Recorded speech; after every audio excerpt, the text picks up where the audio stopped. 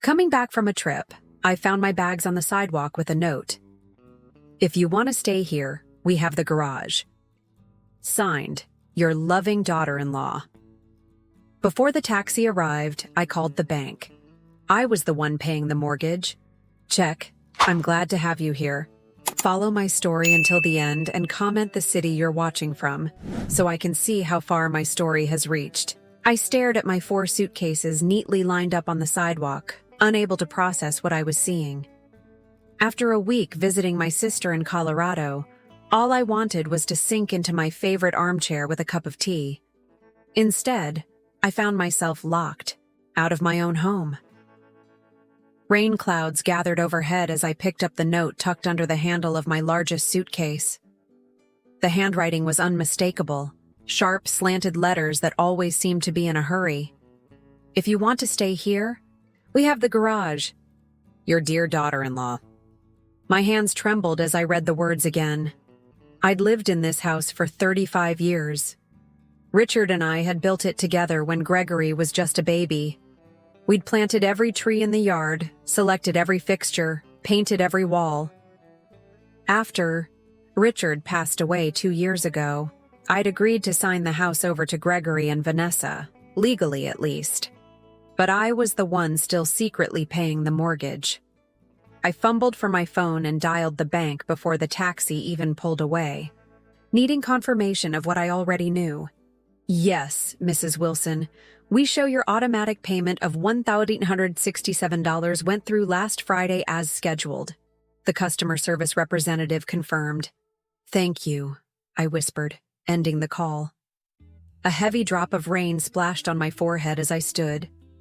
There, 68 years old, staring at my belongings on the sidewalk. The sky opened up then, as if giving me permission to break down too. I should have seen this coming.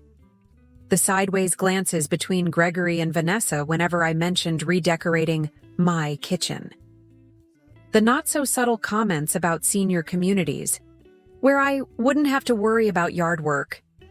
The way they'd rearranged the living room while I was visiting my sister last Christmas, moving my reading chair to the basement. Small things that weren't so small after all. The garage door was unlocked. Inside, a twin mattress had been placed against one wall, with a small nightstand and lamp beside it. My clothes had been hung on a portable rack. My books, photos, and keepsakes were stacked in cardboard boxes labeled Mom's Stuff in Vanessa's handwriting. I sank onto the mattress, the concrete floor cold beneath my feet. Through the small window, I could see the house where I'd raised my son, buried my husband, and apparently lost my place in the world. My phone buzzed with a text from Gregory. Mom, we need the space. Vanessa has been asking for a home office. For months. The garage apartment has everything you need. Don't make this difficult. Don't make this difficult. As if I were the problem. I'd never been one to cry easily, but the tears came then, silent and hot against my cheeks. I thought of all the nights I'd stayed up with Gregory when he had asthma attacks as a child. The second job I'd taken to pay for his college when Richard's business hit a rough patch. The weekends I'd spent watching the grandkids so Gregory and Vanessa could have couple time. And now I was reduced to a burden, an inconvenience to be tucked away in the garage. I didn't respond to Gregory's text. Instead, I called Martha, my oldest friend. Audrey? What's wrong? She asked, immediately sensing the catch in my voice. I need a place to stay, I managed to say, the words sticking in my throat like shards of glass. They've put me in the garage. Martha didn't ask for explanations. I'll be there in 20 minutes, she said. As I waited, sitting on that thin mattress surrounded by the boxed-up remnants of my life, I made a decision. This house had been my heart for 35 years. I'd poured everything into it, my love, my savings, my dreams, and now they thought they could simply push me aside? The garage door rattled as the rain intensified outside. I looked at my trembling hands and slowly curled them into fists. They had no idea who they were dealing with. I wasn't just Gregory's mother or Richard's widow. I was Audrey Wilson, and I was done being invisible. Martha's spare bedroom wasn't much, but at least it had a door that locked and windows that let in actual sunlight. After 3 days at the Sunset Motel, a name that felt eerily appropriate for this chapter of my life, I was grateful to be somewhere that didn't charge by the night. "You can stay as long as you need," Martha insisted, setting a mug of coffee in front of me. "Jim and I rattle around in this house like 2 peas in a barrel since the kids moved out." I wrapped my hands around the warm mug. "I appreciate it, but this can't be permanent. I need to figure out what to do about the house." "You mean your house?" Martha corrected, her eyes narrowing. "The one you're still paying for." Martha had been my friend for over 30 years. She'd known Richard, had watched Gregory grow up, had been there through the good times and bad. And unlike my own son, she remembered who I was before I became invisible. "I keep thinking about when it all started to change," I said, staring into my coffee. "After Richard died, I thought giving Gregory and Vanessa the house would help them. They'd just had Emma. Money was tight. And they took advantage," Martha finished. The memories surfaced like bruises I'd been avoiding pressing on. 6 months after the funeral, Vanessa had started rearranging the house, claiming it needed updating. My suggestions were dismissed. My belongings migrated to closets, then to the basement, then to storage bins. You know what Vanessa said when I objected to her throwing out Richard's fishing gear? "We need to move forward, not live in a museum." As if my husband's memory was just clutter to be cleared away. Martha reached across the table and squeezed my hand. "What about Gregory? Surely he stood up for you." I laughed, a hollow sound that surprised even me. "Gregory said I was being difficult, that I needed to adapt to the new normal." His new normal apparently meant forgetting his father and sidelining his mother. The control had been so gradual I barely noticed it happening. First, they took over the kitchen, criticizing my cooking. Then came complaints about my TV shows being too loud, my friends visiting too often, my gardening taking up too much of their yard. Each surrender on my part only emboldened them further. "The worst part is, I enabled it all," I admitted. "I kept paying the mortgage because I was afraid they'd struggle financially. I wanted to help them, to be useful, to be loved," Martha said softly. The truth of her words stung. I'd been buying my place in that house, in my own son's life. One mortgage payment at a time. My phone buzzed with a text from Gregory. "Mom, when are you coming to get the rest of your things? We need to convert the garage for Emma's playroom." I showed Martha the message, my hand trembling slightly. "That ungrateful little—" She bit off the word. "Audrey, there's something you should know. I didn't want to tell you because I knew it would hurt, but you deserve the truth." My stomach tightened. "What is it?" Last month at book club, Vanessa was there. She'd had a few glasses of wine and started talking about their plans. "They're putting the house on the market, Audrey. They want to buy that new construction in Oakwood Hills." The room seemed to tilt sideways. "They're selling my house?" "They think it's their house," Martha said gently. "And technically, legally, it is. But morally? That's another story." I thought of the 35 years of memories embedded in those walls. Richard and I bringing baby Gregory home. Birthday parties. Christmas mornings.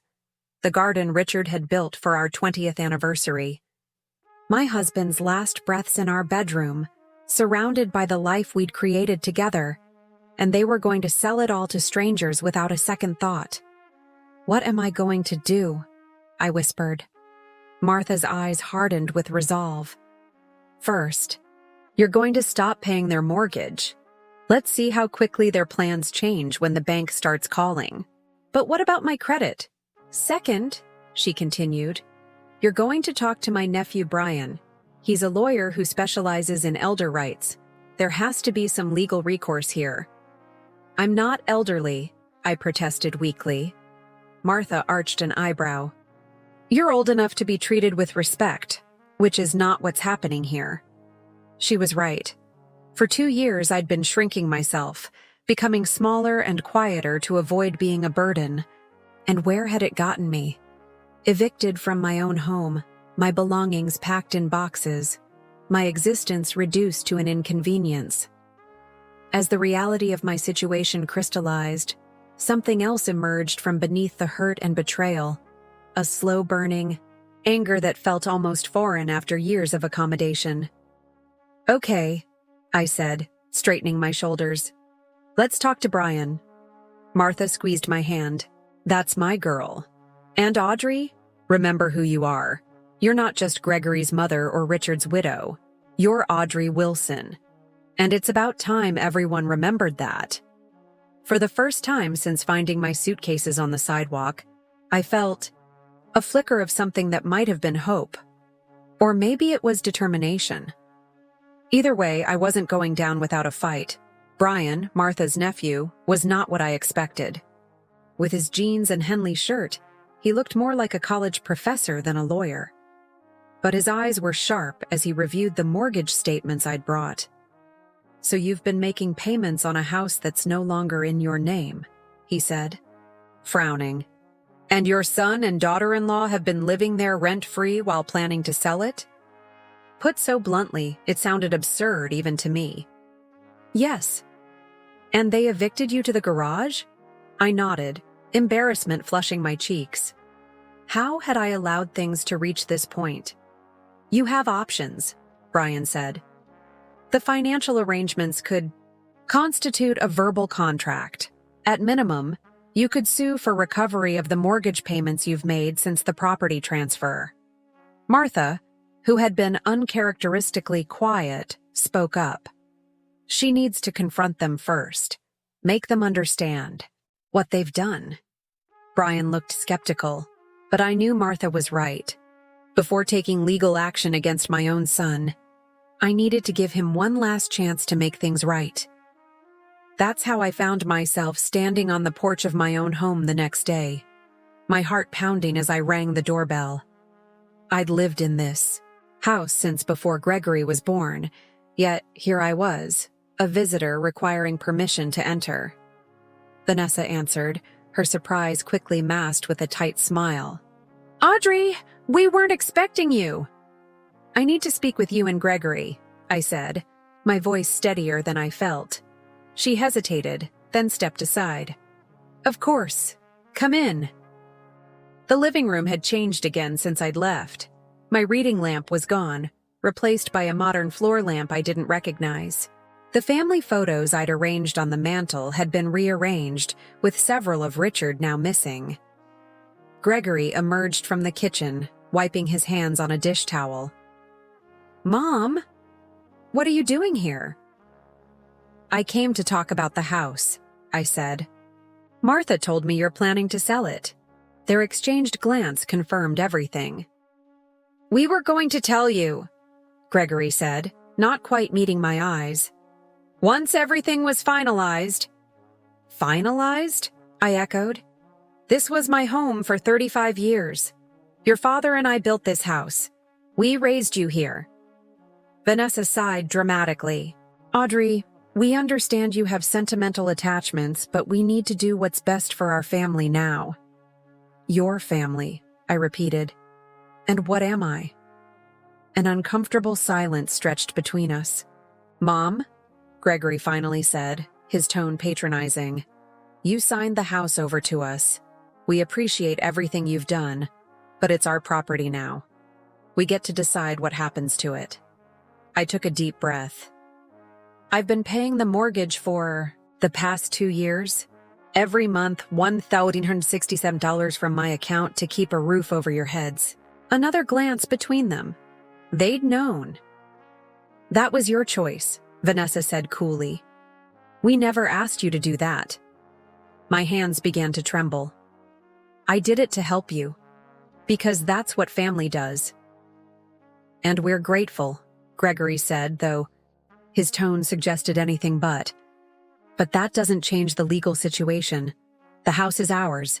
So my 35 years here, my financial support, my role in this family, none of that matters? Gregory shrugged, looking uncomfortable but unmoved. Mom, you're making this more dramatic than it needs to be. We can help you find a nice senior apartment. I don't need a nice senior apartment, I snapped.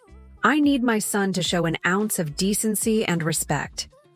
Vanessa stepped forward, her smile tight. Audrey, I think you're getting emotional.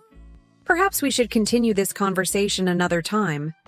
That's when I knew, truly knew, that there was no fixing this. The son I'd raised, the boy I'd loved with every fiber of my being, was gone. In his place stood a stranger who saw me as nothing more than an obligation, a problem to be managed. I've stopped the automatic mortgage payments, I said quietly. Gregory's expression changed instantly. You what? If you want to sell my home, you'll need to pay for it yourselves. You? Can't do that. Vanessa's voice rose. What about our credit? We have plans. Yes, I said. I hear Oakwood Hills is lovely this time of year. Gregory's face darkened. Mom, the house was Dad's gift to me. You know that. It was never really yours. The words hit me like a physical blow. Never really yours. 35 years of my life, dismissed in 5 words. I see, I said, my voice barely audible. Well, then I suppose there's nothing left to discuss. I turned to leave, my legs unsteady beneath me. As I reached the door, I paused, looking back at the son, who no longer saw me. Your father would be ashamed of you, Gregory. And for the first time, so am I. I walked out, closing the door softly behind me. The spring air felt cool against my hot cheeks as I made my way down the driveway, away from the home that had never truly been mine. Something had broken inside me today, but something else, something stronger, had been forged in its place. You did what? Martha asked, her coffee mug suspended halfway to her lips. I stopped the payments, I repeated, still shocked by my own boldness. I told them if they want to sell the house, they'll need to pay for it themselves. Martha set her mug down with a definitive thunk. Well, it's about time. Brian, who had insisted on joining us after my confrontation, looked less enthusiastic. It's a good first step, but we need to protect you legally. If your name isn't on the title anymore, you could be liable for the missed payments without any claim to the property. The adrenaline that had carried me through the confrontation was fading, leaving room for doubt to creep in. Have I made a terrible mistake? No, Martha said firmly. You've finally stood up for yourself. Brian tapped his pen against his legal pad. Let's be strategic about this. I'm going to contact the bank tomorrow, explain the situation, and see what options we have. In the meantime, you need to gather every shred of evidence that shows you've been making these payments. I nodded, thinking of the meticulous financial records Richard had taught me to keep. At least I had that. What about my things still at the house? I asked. Martha squared her shoulders. I'll go with you to collect them. If they give us any trouble, I still remember how to swing the softball bat from our community league days. Despite everything, I found myself laughing. Martha had always been fiercely protective, even back in high school when she'd confronted the girls who'd made fun of my secondhand clothes. I don't know what I'd do without you both, I said, my voice catching.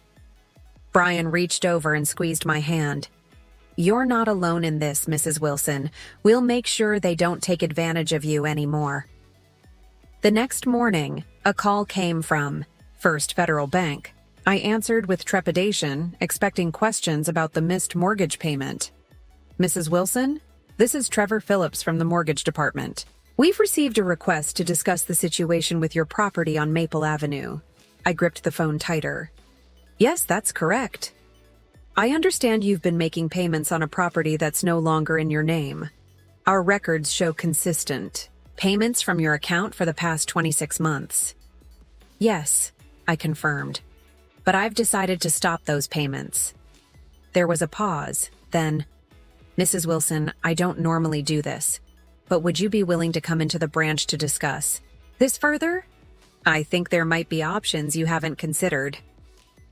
2 hours later, I sat across from Trevor, a kind-faced man about my son's age, as he explained something called an equitable lien. Essentially, by consistently paying the mortgage on a property from which you derive no benefit, you may have established an interest in the property, even without being on the title. Hope fluttered in my chest. What does that mean exactly? It means you could potentially place a lien on the property for the amount you've contributed.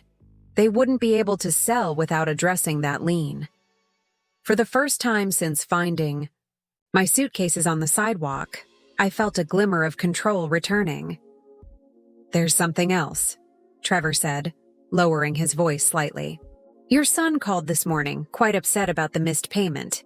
He seemed unaware of how mortgages work. I wasn't surprised. Gregory had always relied on others to handle the practical aspects of life. First Richard and me, now Vanessa. And apparently my monthly payments. What did you tell him? That missed payments affect credit scores and could eventually lead to foreclosure proceedings, Trevor said. He didn't take it well. As if on cue, my phone buzzed with a text from Gregory. Mom, we need to talk about the mortgage, ASAP. I showed Trevor the message. What would you like to do, Mrs. Wilson? He asked. It was such a simple question, but no one had asked me that in years. What did I want? Not just regarding the house, but with my life? I thought of the confrontation with Gregory and Vanessa, their casual dismissal of my contributions, their assumption that I would continue to finance their dreams while being relegated to the garage. I want what's rightfully mine, I said, surprising myself with the firmness in my voice. Trevor nodded, respect evident in his expression. Then let's make that happen. That afternoon, armed with information from Trevor and legal advice from Brian, I took another unexpected step in my new life. I applied for a job. The help wanted sign in the window of Rosie's Cafe had caught my eye as I walked back to Martha's house. You want to wait tables? Martha asked, eyebrows raised when I told her. I was a waitress all through college, I reminded her, and I need my own income, my own life. I can't just hide out in your spare room forever. Martha considered this. Well, Rosie's does have the best pie in town. 2 days later, I had my first shift. My feet ached and my back screamed by the end of it. But the tips in my pocket were mine, earned by my own hands. The simple satisfaction of that was something I hadn't felt in years. When I returned to Martha's, exhausted but oddly invigorated, there were 6 missed calls from Gregory on my phone. I listened to the first voicemail. Mom, the bank called about the mortgage. They mentioned something about a lien? What are you doing? Call me back immediately. I deleted it without listening to the others. For once, Gregory would have to wait for my convenience, not the other way around. Martha brought me a glass of wine and sat beside me on the porch swing. How does it feel? She asked softly. I considered the question, watching the sunset paint the sky in shades of pink and gold. It feels like I'm finally waking up, I said. Like I've been sleepwalking since Richard died. And now you're Audrey again, Martha finished for me. I nodded, raising my glass in a small toast. To Audrey Wilson. It's nice to finally meet her. After 3 weeks of working at Rosie's Cafe, I had settled into a routine that felt surprisingly comfortable. My tips were modest but steady, and the physical work kept my mind occupied. More importantly, I had a purpose again. Somewhere to be. People who relied on me. a life that was entirely my own. Which is why the sight of Gregory standing awkwardly by the hostess stand sent a jolt through me. "Mom," he said, his voice softer than I'd heard it in years. "Can we talk?" Rosa, the owner, caught my eye from behind the counter. "Take 15 if you need it, Audrey." I nodded and led Gregory to a corner booth, away from my regular customers, who had become something like friends. "You look different," he said, studying me. I smoothed down my apron. "I am different." Gregory shifted uncomfortably. "Mom, about the house." "I'm not discussing that here," I interrupted. "If that's why you came, you're wasting your time." "Please," he said, a note of desperation creeping into his voice. "Vanessa and we're in trouble. The bank called about a lien, and our credit score is dropping because of the missed payments." I observed my son, his expensive watch, his carefully styled hair, the subtle scent of cologne that probably cost more than I made in a day at Rosie's. Everything about him screamed entitlement and comfort, a life cushioned by other sacrifices. "What do you want from me, Gregory?" He leaned forward. "We need you to lift the lien and resume the payments, just until we can sell the house." The sheer audacity of it almost made me laugh. "And what do I get in return?" "We'll make sure you're taken care of," he said, as if offering a great kindness. "There's a really nice senior community in Westbrook." "Stop," I said, raising my hand. "I'm not interested in being taken care of. I've been taking care of myself and you for years." "Mom, be reasonable. You can't keep working here." He gestured around the cafe dismissively. "You're almost 60. 58, I corrected. "And I'm doing just fine." Gregory's face hardened slightly, his mask of contrition slipping. "Fine. What do you want? A percentage of the sale?" I studied him, this stranger wearing my son's face. "I want my home back." He blinked, then laughed nervously. "That's not possible. We've already made an offer on the house in Oakwood Hills. Not my problem." Gregory's expression darkened. "It is your problem if you want a relationship with your granddaughter. With any of us." The threat hung in the air between us, ugly and explicit. My own son was using my love for his daughter as leverage. "Are you threatening to keep Emma from me?" He had the decency to look slightly ashamed, but pressed on. "I'm just saying that families need to support each other. Vanessa and I have a plan for our future, and you're standing in the way." "The way I stood in the way when I paid your college tuition? Or when I watched Emma every weekend so you and Vanessa could have couple time? Or when I signed over the house and kept making payments so you could save for that boat you bought last summer?" Gregory flushed. "That's not fair." "No," I agreed. "It's not." My break was almost over. I slid out of the booth and stood straightening my apron. "I need to get back to work." "Mom, please." Gregory's voice cracked slightly. "We need this. The house in Oakwood Hills is perfect. We can't lose it." For a moment, I saw the little boy who used to climb into my lap with scraped knees, looking to me to make everything better. But that boy was gone. In his place sat a man who saw me as nothing more than a means to an end. "I'll think about it," I said finally. "But I need something in writing from you and Vanessa first. Meet me at Brian Wallace's office tomorrow at 2 p.m. Relief washed over Gregory's face. "Thank you, Mom. You won't regret this." As he left, I wondered if I already did. The next day, I arrived at Brian's office early, my stomach in knots. I'd barely slept, going over and over the decision I'd reached in the middle of the night. Gregory and Vanessa arrived precisely at 2, both dressed as if for a business meeting. Vanessa's smile was tight but triumphant as they took seats across from Brian's desk. "Thank you for coming," Brian began formally. "Mrs. Wilson has considered your request regarding the property on Maple Avenue." "We appreciate that," Vanessa interjected smoothly. We're certain we can reach an agreement that benefits everyone. Brian slid a document across the desk. This is what Mrs. Wilson proposes. Gregory picked it up, scanning the contents. His expression shifted from hopeful to confused to angry in seconds. What is this? He demanded. That, I said calmly, is my condition for lifting the lien. I will resume mortgage payments, but the house will be sold to me, not to strangers. Vanessa snatched the paper from Gregory's hands. This is ridiculous. You want us to sell you the house for the remaining mortgage balance? It's worth at least 3 times that. It's worth exactly what I've put into it, I replied. 35 years of payments, repairs, and improvements. Gregory's face had turned an alarming shade of red. You can't do this. The house is legally ours.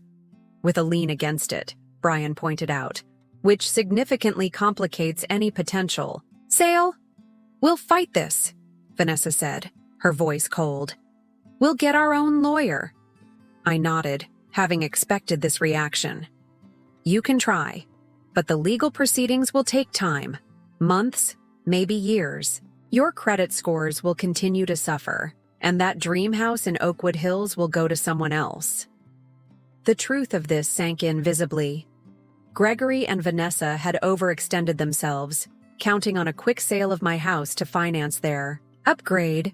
You planned this all along, Gregory accused, his voice barely above a whisper. From the moment we moved you to the garage. No, I said quietly. I just finally stopped allowing myself to be used. Vanessa stood abruptly. We need to discuss this privately. As they stepped out, Brian gave me an approving nod. You're doing the right thing, Mrs. Wilson. I wasn't so sure. The look of betrayal in Gregory's eyes haunted me. Had I become as calculating and cold as they were? Before I could dwell on it further, the office door opened. Gregory and Vanessa returned, faces grim but resigned. We'll accept your offer, Gregory said stiffly. But I hope you realize what this means for our relationship. I met my son's gaze steadily. I do. And I hope someday you'll realize what it meant when you put my suitcases on the sidewalk. The first night back in my house, I couldn't sleep. I wandered from room to room, touching familiar walls, tracing the doorframe where we'd marked Gregory's height each year, standing in the kitchen where Richard and I had danced on our 30th anniversary. It had been 3 months since the confrontation in Brian's office. 3 months of legal paperwork, of tense exchanges with Gregory and Vanessa as they reluctantly moved out, of rebuilding my life piece by piece. The house felt both familiar and strange. Vanessa had repainted several rooms in trendy grays and whites, removing the warm yellows and blues Richard and I had chosen. The kitchen had been remodeled with sleek, impersonal appliances, but underneath the cosmetic changes, the bones of the home remained. The squeaky third step on the staircase, the way sunlight filtered through the bay window in the afternoons, the slight tilt to the floor in the upstairs hallway that Richard could never quite fix. I stood in the master bedroom, now empty of furniture except for the bed I'd brought from Martha's spare room. This room, where Richard and I had shared our lives, where he had taken his last breath, felt sacred somehow. I'm home, I whispered, as if he might hear me. The silence that answered wasn't lonely, just peaceful. For the first time in years, I was exactly where I belonged. The doorbell rang the next morning as I was unpacking my modest collection of dishes. I opened it to find Martha holding a pot of soup and a bottle of wine. Housewarming, she announced, marching past me into the kitchen. Though I suppose it's technically a homecoming. I laughed, following her. It feels like both, honestly. Martha set her offerings on the counter and turned to survey the kitchen. Good Lord, what did that woman do to your beautiful oak cabinets? Painted them gray and replaced all the handles with something called brushed nickel, I said. Apparently, oak is passé. Martha snorted. You know what's passé? Throwing your mother-in-law out on the street. We both laughed, though the hurt beneath the humor was still raw. Have you heard from them? Martha asked as she helped me unpack. I shook my head. Not since the closing. Gregory made it clear that I'd chosen the house over them. That's not what happened, and you know it, Martha said firmly. You chose self-respect. There's a difference. I wasn't sure Gregory would ever see it that way, but I had made peace with my decision. The alternative, continuing to let them use me while treating me like an afterthought, was no longer acceptable. Well, Martha said, opening the wine, to new beginnings. We clinked glasses, and I felt a surge of gratitude for this woman who had stood by me when my own family hadn't. The following weeks brought a steady rhythm to my days. Mornings at Rosie's Cafe, afternoons spent slowly restoring the house to something that felt like mine again. I didn't have the money to replace all of Vanessa's modern updates, but I could add touches that brought back the warmth. Colorful throw pillows, family photos returned to the mantel. Richard's fishing gear hung proudly in the den. One Saturday morning, I was planting tulip bulbs in the front garden when a familiar car pulled into the driveway.